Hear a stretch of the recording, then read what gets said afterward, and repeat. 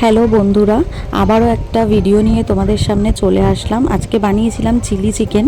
তো চিলি চিকেনের রেসিপিটাই আমি শেয়ার করব। এটা আমি মানে জাস্ট আমি যেইভাবে বানিয়েছি সেটাই তোমাদের সাথে শেয়ার করছি।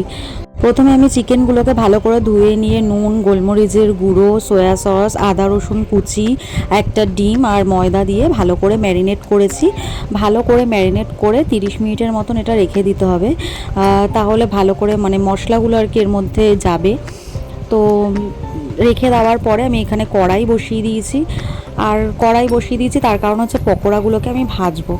তো কড়াইতে তেল গরম হয়ে যাওয়ার পরে 30 মিনিট পর আমি যখন পকোড়াগুলো ভাজবো তখন আমি এর মধ্যে দিয়েছিলাম একটু কর্নফ্লাওয়ারের গুঁড়ো, আর লঙ্কার গুঁড়োটা আগে দিতে ভুলে গেছিলাম, তাই লঙ্কার গুঁড়ো একটু দিয়েছি, সেটা আর ভিডিওতে তোলা হয়নি।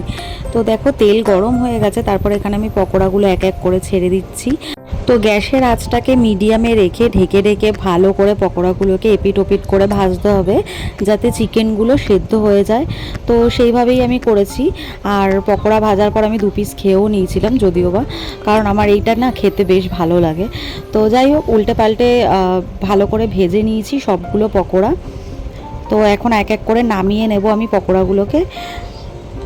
আচ্ছা, যারা যারা আমার ভিডিওগুলো ফেসবুক থেকে দেখছো তাদের বলছি, যদি ভিডিও ভালো লেগে থাকে অবশ্যই আমাকে ফলো করো। আর যারা আমার ভিডিওগুলো ইউটিউব দিয়ে দেখছো তারা প্লিজ আমার চ্যানেলটিকে সাবস্ক্রাইব করে দিও। দেখো আমার এক এক করে সব কটা পকোড়া ভাজা হয়ে গেছে। আর এখানে ওই কড়াইয়ের মধ্যে যা তেল ছিল তাতেই আমি রসুন আর আদা কুচি দিয়ে দিয়েছি, আর তার মধ্যে কাঁচা লঙ্কাও দিয়েছি।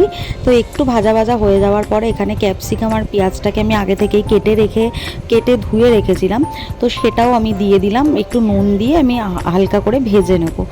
তো ক্যাপসিকাম আর পেঁয়াজটা ভাজা হয়ে যাওয়ার পরে আমি এখানে দেখো ক্যাপসিকাম আর পেঁয়াজটা আমার ভাজা হয়েও গেছে, মানে এমনি অল্পই ভাজবো, খুব বেশি ভাজবো না।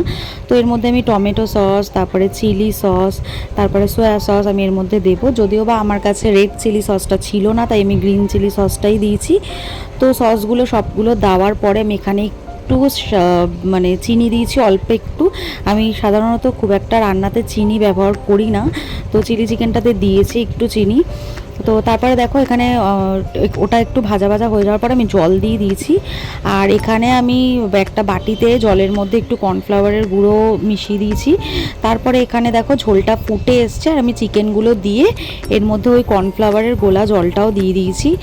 এরপরে একটু ফুটে আসলে পরেই কিন্তু আমাদের চিলি চিকেন একদম রেডি। তো আমি লাস্টে একটু রঙের জন্য মানে অল্প একটু সয়া সস আর অ্যাড করেছিলাম।